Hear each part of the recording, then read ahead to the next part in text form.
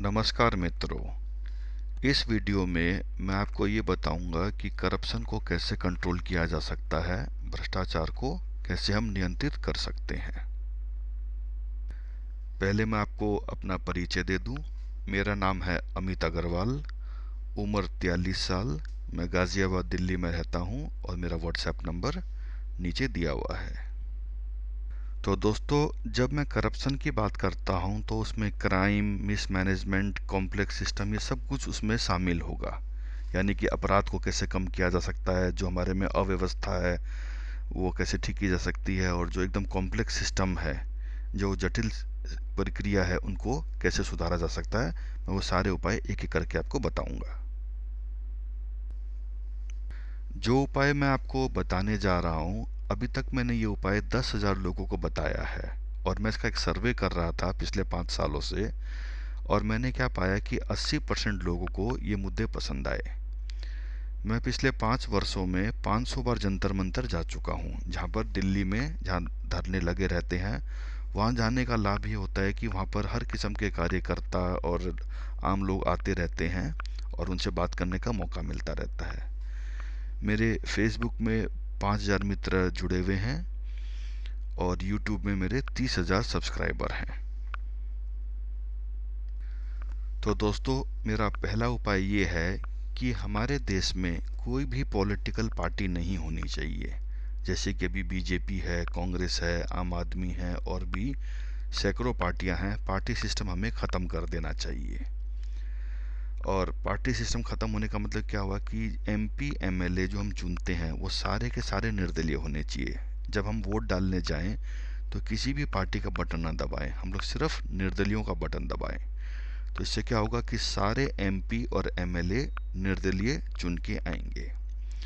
इसके बाद सवाल ये उठता है कि अगर सारे एमपी और एमएलए निर्दलीय हुए तो मुख्यमंत्री और प्रधानमंत्री कैसे चुने जाएंगे। तो इसकी प्रक्रिया ऐसे होनी चाहिए कि मुख्यमंत्री और प्रधानमंत्री का भी एक सेपरेट इलेक्शन करवाना चाहिए, एक अलग से इलेक्शन। मुख्यमंत्री का एक अलग इलेक्शन, प्रधानमंत्री का एक अलग इलेक्शन, एमपी एमएलए का अलग अलग इलेक्शन। यानी अभी जो 2 इलेक्शन होते हैं वो आपके 4 इलेक्शन हो जाएंगे। तो जैसे मुख्यमंत्री कैसे चुना जाएगा, मान लीजिए 100 लोग इलेक्शन में खड़े हो गए, 100 व्यक्ति खड़े हो गए, तो 100 व्यक्ति होंगे, आपको किसी भी व्यक्ति को चुनना है और जिस व्यक्ति को सबसे ज़्यादा वोट मिलेंगे वो मुख्यमंत्री बन जाएगा। उसी प्रकार प्रधानमंत्री। तो एमपी एमएलए का डायरेक्ट इलेक्शन होता है, उसी प्रकार सीएम और पीएम का भी डायरेक्ट इलेक्शन हो जाए। अब इसमें सवाल ये उठता है कि कानून कैसे बनेंगे।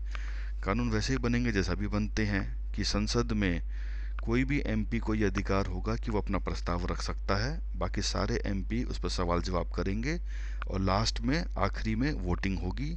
अगर 51% एमपी ये बोलते हैं कि हाँ भाई ये इसको पास कर देना चाहिए, तो वो पास हो जाएगा। और अगर 51% कहते हैं नहीं ये पास नहीं होना चाहिए, तो वो कानून अमान्य हो जाएगा। अगर हमको भ्रष्टाचार को काबू में लाना है तो हमें राजनीतिक पार्टियों को ख़त्म करना ही होगा। ये दल नहीं है, ये दलदल हो गए हैं। राजीव दीक्षित भाई ने भी कहा है कि पार्टी सिस्टम की कोई आवश्यकता नहीं है। इसके बाद अगला उपाय क्या है कि सारे इलेक्शन एक साथ होने चाहिए। अभी तो क्या होता है कि मुख्यमंत्री के चुनाव हर साल होते रहते हैं। तो भारत में जितने भी मुख्यमंत्री हैं, जैसे 29 राज्य हैं, तो सारे के सारे राज्यों का इलेक्शन एक साथ हो। एक साथ का मतलब वो महीने भर में 2-4 फेज में हो सकता है, 5-6 फेज में हो सकता है, लेकिन सभी के सभी एक महीने के अंदर उसको संपन्न कर देना चाहिए। तो जैसे हम लोग क्या करेंगे, हम लोग जाके 4 बटन दबाएंगे, 4 वोट डालेंगे। एक एमपी के लिए, एक एमएलए के लिए, एक मुख्यमंत्री के लिए, एक प्रधानमंत्री के लिए। प्रधानमंत्री एमपी नहीं हो सकता और एमपी प्रधानमंत्री नहीं हो सकता। उसी प्रकार मुख्यमंत्री एमएलए नहीं हो सकता और एमएलए जो होगा वो मुख्यमंत्री नहीं हो सकता। अब इसमें एक सवाल और आता है कि कैबिनेट सरकार कैसे होगी। तो जैसे सरकार दूसरे पदों को चुनती है, जैसे सेनाओं के पद चुने जाते हैं, पुलिस के पद चुने जाते हैं, जैसे आईएएस होता है, आईपीएस होता है, उसी प्रकार सारे कैबिनेट मिनिस्टर सरकार अपने आप कोई प्रक्रिया बना दे, उनके द्वारा चुने जाए।